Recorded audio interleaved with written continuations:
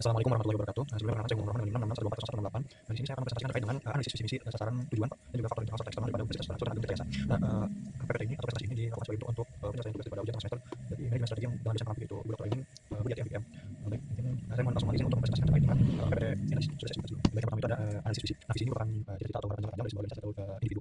Dalam konteks visi kita di sini visinya itu wujudnya kita sebagai healthy, integrated, smart and green atau Gates and Green University pada menuju PTN berbadan hukum yang unggul, berkarakter dan berdaya saing pada tahun 2030. Lalu buat analisisnya, visi kita berorientasi pada masa depan yaitu ingin mewujudkan universitas yang sehat, terpadu, cerdas dan hijau. Konsep Gates and Green mencerminkan cita-cita untuk kita menjadi kampus yang modern, berkelanjutan, dan adaptif terhadap perkembangan zaman. Selain itu, visi ini juga menekankan target menjadi perguruan tinggi yang berbadan hukum atau PTNBH yang unggul, mandiri dan memiliki daya saing global pada tahun 2030. Dan di sini buat kuncinya yaitu terwujudnya. Selanjutnya itu ada misi. Misi merupakan rangkaian tindakan ataupun strategi yang diberikan pada sebuah organisasi atau individu untuk mencapai visi yang sudah ditetapkan sebelumnya. Dan di sini misi dari kita yaitu yang pertama, meningkatkan kualitas relevansi dan daya saing pendidikan serta lulusan yang unggul, berkarakter sesuai dengan profil pelajaran Pancasila dan berdaya saing di kawasan global. Lalu yang kedua yaitu meningkatkan kualitas dan kuantitas penelitian serta pengabdian kepada masyarakat yang inovatif dan tepat sasaran sesuai dengan kebutuhan nyata dan juga perkembangan zaman. Lalu yang ketiga yaitu meningkatkan daya dukung atas tata kelola perguruan tinggi yang baik, mandiri dan maju sebagai implementasi daripada healthy, integrated, smart and green rocket sendiri. Dan buat analisisnya itu, misi kita menggambarkan langkah-langkah yang dilakukan saat ini untuk mencapai visi pada tahun 2030. Nah, buat fokus utama dari visi ini yaitu untuk meningkatkan mutu pendidikan dan karakter mahasiswa, lalu serta memperkuat penelitian dan pengabdian kepada masyarakat, serta juga untuk memperbaiki tata kelola kampus agar sehat, terpadu, cerdas dan juga hijau. Nah, buat kata kunci definisi unit ini yaitu terwujudnya. Oke, selanjutnya itu ada analisis sasaran dan penggunaan dari smart. Yang pertama itu ada spesifik. Nah, buat spesifik ini sasaran ini berfokus kepada penguatan sistem digital, pendidikan melalui integrasi empat aspek utama. Yaitu yang pertama, learning management system atau LMS yang digunakan untuk mendukung pembelajaran daring terintegrasi. Lalu yang kedua ada performance management system yang digunakan untuk mengukur dan juga meningkatkan kinerja para pegawai serta staf yang bekerja di pendidikan. Lalu yang ketiga ada student service management system yang digunakan untuk meningkatkan pengalaman dan juga kepuasan mahasiswa. Lalu yang keempat ada administrative management system yang digunakan untuk mempermudah sistem monitoring operasional dan secara real time gitu. Lalu yang kedua ada measurable atau dapat diukur keberhasilan sasaran dapat diukur melalui beberapa indikator yang seperti yang pertama ada 80% mata kuliah sedang sistem pembelajaran online integrasi. Lalu yang kedua ada 100% pegawai yang menggunakan sistem tidak digital. Lalu yang ketiga tingkat kepuasan mahasiswa terhadap layanan digital mencapai lebih atau sama dengan 85%. Lalu yang keempat ada waktu proses administrasi itu berkurang dari 30% dibandingkan sebelum penerapan sistem administratif di sistem ini. Nah, lalu selanjutnya ada achievable atau tercapai target realistis dengan dukungan infrastruktur teknologi pelatihan SDM serta komitmen manajemen kita dalam transformasi digital. Implementasi dilakukan secara bertahap agar dapat disesuaikan dengan kemampuan SDM dan juga kesiapan daripada unit kerja dari kita sendiri. Empat itu ada reasonable atau masuk akal. Nah, sasaran ini sesuai dengan visi Smart and Green University menceritakan serta mempertimbangkan kondisi real perguruan tinggi yang terus beradaptasi dengan perkembangan zaman dengan sistem digital tanpa membebani sumber daya secara berlebihan. Lalu yang terakhir itu ada timeline atau batas waktu. Target pencapaian penuh ditetapkan dalam jangka waktu 3 tahun yaitu dari sejak tahun 2025 sampai 2027 dengan evaluasi tahunan untuk mengukur bagaimana program yang telah dijalankan ini apakah sudah sesuai atau berjalan dengan baik atau tidak. Terus selanjutnya ada analisis tujuan dari kita. Analisis tujuan kita yang pertama berorientasi pada tujuan. Tujuan utama kita dalam menekan transformasi digital, menekan transformasi institusi menjadi healthy, integrated, smart and green university atau Gates and Green yang berbadan hukum atau PTNBH yang unggul, berkarakter dan berdaya saing global pada tahun 2030. Hal ini menunjukkan bahwa alasannya visi dan tujuan kita berorientasi pada yang pertama itu kemandirian kelembagaan melalui status perguruan tinggi berbadan hukum atau PTNBH, yang kedua keunggulan akademik dan akademik yang diakui secara nasional juga global, lalu yang ketiga ada pembentukan karakter mahasiswa atau sivitas akademika yang berintegritas, beretika dan juga berpajak dan juga mampu berdaya saing. Lalu analisis tujuan kedua yaitu aspek kesehatan dan juga keberlanjutan atau wealth di kampus ini. Nah, hal ini dia menunjukkan komitmen pada lingkungan kampus yang sehat baik fisik, sosial maupun mental. Juga pada green yaitu penerapan konsep pembangunan berkelanjutan, efisiensi energi, pengelolaan sampah dan kesadaran lingkungan dalam seluruh kegiatan universitas. Nah, analisis ini kita berupaya menciptakan ekosistem akademik ramah lingkungan sehat yang dapat mendukung kesejahteraan seluruh sivitas akademik. Yang ketiga integritas dan kolaborasi atau integrated. Hal ini mengandung arti yaitu sinergi antar unsur universitas, baik fakultas, lembaga, pusat studi maupun agensi, baik dari pemerintah, industri dan juga masyarakat. Dan analisisnya ini tidak benar secara sektoral, melainkan membangun kolaborasi antar bidang demi efektivitas dan efisiensi pengelolaan pendidikan tinggi. Lalu buat tujuan keempat itu ada kecerdasan dan inovasi atau smart. Smart mempresentasikan penerapan teknologi informasi dan digitalisasi kampus termasuk sistem pembelajaran, manajemen data dan juga pelayanan publik. Nah, analisisnya ini kita menempatkan inovasi dan teknologi sebagai penggerak utama atas peningkatan mutu akademik dan juga tata kelola. Lalu kita bandingkan kualitas perguruan tinggi. Kita juga menegaskan pada tiga pilar yaitu yang pertama ada pendidikan, yang kedua ada penelitian dan juga pengabdian. Nah, analisisnya ini kita ingin menjadi universitas berbasis riset dan juga pengabdian pada masyarakat yang bukan sekedar hanya pelajaran tapi juga menerapkan nilai orang telah diajarkan daripada kampus itu sendiri. Lalu yang ketujuh yaitu berdaya saing global, yaitu hal ini berarti kita menargetkan pertama ada akreditasi internasional program studi, lalu yang kedua kolaborasi riset dan pertukaran harga internasional dan serta publikasi dan pengakuan global atas inovasinya.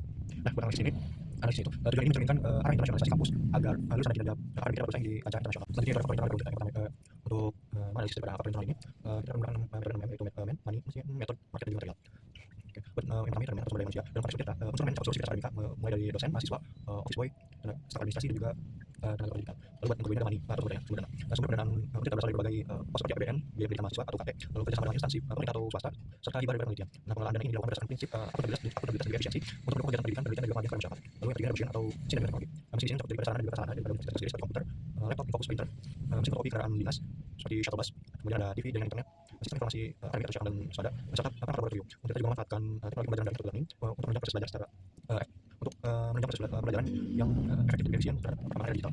Misalnya kita metode yang sendiri itu diwujudkan untuk standar operasional prosedur SOP di berbagai bidang seperti akademik, ada jadwal kuliahan dan juga absensi mahasiswa dan juga KRS. Kemudian ada keuangan, administrasi hingga layanan dari mahasiswaan. buat fakta internal di market atau pasar atau sosialisasi. Untuk market di sini itu bukan sebagai bentuk belanja, tapi terus bagaimana strategi untuk kita dalam membangun citra dan menjalin hubungan dengan masyarakat. Hal ini dilakukan melalui promosi penerimaan mahasiswa baru di media sosial seperti Instagram, kerjasama industri serta kegiatan pengabdian pada masyarakat. Untuk kita memperluas wisatawan dan juga meningkatkan reputasi publik sebagai universitas unggulan yang berada di Banten. Lalu yang keenam ada manajemen material. Unsur material ini mencakup segala bahan pendukung dari fakultas akademik dan juga administratif seperti alat tulis kantor, gedung, kursi, papan tulis, internet, bahan dan alat yang ada di laboratorium, dan perangkat digital. Ketersediaan dan kualitas material yang baik sangat mendukung efektivitas layanan publik di lingkungan kampus. Ketersediaan dan kualitas material yang baik itu sangat dapat mendukung efektivitas layanan publik yang terjadi di kampus.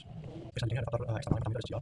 Di sini meningkatkan kesadaran masyarakat terhadap pendidikan tinggi, berpengaruh signifikan terhadap tingginya minat mahasiswa untuk melanjutkan studi mereka ke jenjang serius untuk berkuliah. Sebagai salah satu universitas yang berada di Banten, kita menjadi salah satu pilihan bagi lulusan SMA atau sederajat di wilayah tersebut. Di sisi lain, program sosial dan budaya serta kondisi ekonomi mahasiswa merupakan dapat menjadi tantangan sendiri dalam menciptakan lingkungan kampus yang inklusif dan juga kondusif. Nah, oleh karena itu, Untirta perlu memperkuat kebijakan inklusi, mengangkat mahasiswa dan juga penguatan peran organisasi kemahasiswaan untuk membentuk komunitas akademik yang toleran dan juga kolaborasi. Dan selain itu, masyarakat juga kini menuntut lulusan tidak hanya unggul secara akademik tapi juga memiliki soft skill, etika serta kesiapan kerja yang tinggi. Ini ada teknologi atau teknologi informasi dan komunikasi, memberikan peran besar terhadap dunia pendidikan tinggi pasca pandemi penggunaan sistem pembelajaran daring atau online learning seperti yang ada dan hybrid menjadi kebutuhan yang mendesak. Untirta dituntut untuk terus meningkatkan infrastruktur teknologi termasuk pengembangan learning management system atau LMS, platform video conference serta digitalisasi layanan akademik dan administrasi. Selain itu, perkembangan teknologi juga berdampak pada tuntutan kebijakan berbasis teknologi. Mahasiswa dan dosen diharapkan mampu memanfaatkan teknologi digital tersebut secara dalam penelitian dan juga publikasi ilmiah serta pengabdian kepada masyarakat. Selanjutnya itu faktor eksternal ketiga yaitu ekonomi. Kondisi ekonomi menjadi faktor penting yang mempengaruhi akses dan keberlanjutan pendidikan mahasiswa di Untirta. Mayoritas mahasiswa ini berasal dari keluarga menengah bawah sehingga kampus perlu menyediakan dukungan beasiswa atau subsidi UKT dan fasilitas penunjang yang memadai. Di sisi lain, lokasi Untirta yang strategis di Provinsi Banten yang dikenal sebagai satu kawasan industri terbesar di Indonesia membuka peluang kolaborasi yang luas dengan dunia usaha dan juga dunia industri atau lebih.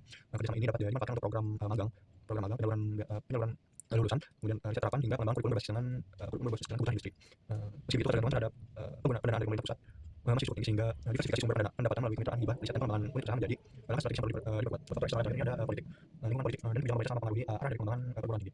Program Merdeka Belajar Kampus Merdeka atau MBKM yang dicanangkan oleh Kementerian Pendidikan Kebudayaan Riset dan Teknologi memberikan fleksibilitas kepada mahasiswa untuk belajar di luar program studi tapi juga namun kesiapan institusi dalam hal kurikulum administrasi dan kerjasama lintas sektor. Selain itu, regulasi tentang regulasi tentang akreditasi dan mutu transparansi keuangan dan sistem penjamin mutu internal menjadi kewajiban yang harus dipenuhi Untirta sebagai perguruan tinggi negeri. Pemerintah juga menekankan pentingnya akuntabilitas dan efisiensi dalam pengelolaan anggaran yang menuntut peningkatan kapasitas manajerial dan tata kelola yang menuntut peningkatan kapasitas manajerial dan tata kelola yang profesional di lingkungan kampus. Kita juga perlu memperhatikan dinamika politik lokal dan nasional yang dapat berdampak pada kebijakan anggaran, alokasi SDM hingga kerjasama strategis. Baik, demikian presentasi yang dapat saya paparkan. Kalau saya mohon maaf, wassalamualaikum warahmatullahi wabarakatuh.